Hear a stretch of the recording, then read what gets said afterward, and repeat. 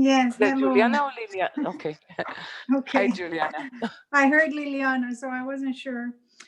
So the original question I was bringing was in relation to not only the two types of fear that were mentioned in the article, that differentiation isn't clear for me, but also coming with this feeling right now that I am standing in such a strong place of fear, that there is also an awareness of fear that's connected to a lack of safety, but also a fear, like Alice mentioned, that there is a type of fear that's more the awe that you attain when you only attain when you see. So there are all these different layers of fear that I'm sitting with that I was hoping to get a little bit of differentiation there. But also now hearing what you just shared in response to the previous question, I have this very strong inquiry also of what am I as a receiver standing in the opposite of, with this overwhelming fear that is right here. Okay, so it seems that fear in its right sense, we don't, you see, you're speaking about fear at this time, in our time, with the COVID and with all the very, very thin fabric of the net that holds order and things as we know and as we got used to them is falling apart. Okay. So this is a point where you can change fear into gratefulness. Would you like that everything that have been exposed in the world, the injustice, the cruelty, the lack of mutuality, all that will continue to exist as a law of survival? Because this is what is being exposed now. So if you realize that actually it's the descent of the light is exposing everything that was wrong in the way we arrange ourselves and the will to receive in humanity as a whole. And it's a calling, and a very soft one. It's not a deluge yet. Yeah. So it's to call us, to enable us to hear the call of the Creator. Where are you? Like the calling then in the Garden of Eden, because actually the last 10,000 years on planet Earth, with its equilibrium and balance that we disturbed, was a Garden of Eden of opportunities. So we are destroying it in all many ways, and in very deep ways and very obvious ways. The ecological is only one aspect of it. The ecology of the spirit and soul is the main issue.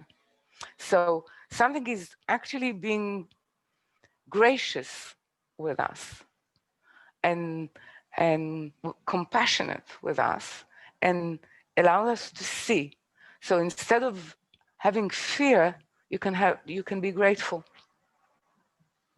If you actually can internalize that this is what is done to humanity now, so you move from fear to gratefulness, and then there is a trembling inside it, because you are asking yourself, and I see that you tremble, because the trembling is, I don't have a good, it's like the leather that is being stretched over a tambourine. Yeah. So when you hit it, it has this vibration. And the vibration is actually saying that I'm stretched, but the measurement of my stretch is the power of my prayer, is the power of my of the sound I can make. Okay, and then you have joy. You have joy from the fact that you can produce this sound because of what something stretched you to be able to respond. Because if you're floppy, as we were before this, we were not able to respond. So something stretched us, so we are able to respond. We are able to sort of raise the sound of prayer and have the gladness, the deep gladness of heart that can respond, meaning that actually Bina is coming to our aid. Usually she is doing it because we're so frustrated and because we see everything about ourselves which was wrong. We see how we treated others and ourselves just according to the will to receive to oneself. This was the law of our existence, and it is saying to us, you cannot go on like this. It's not possible to go on.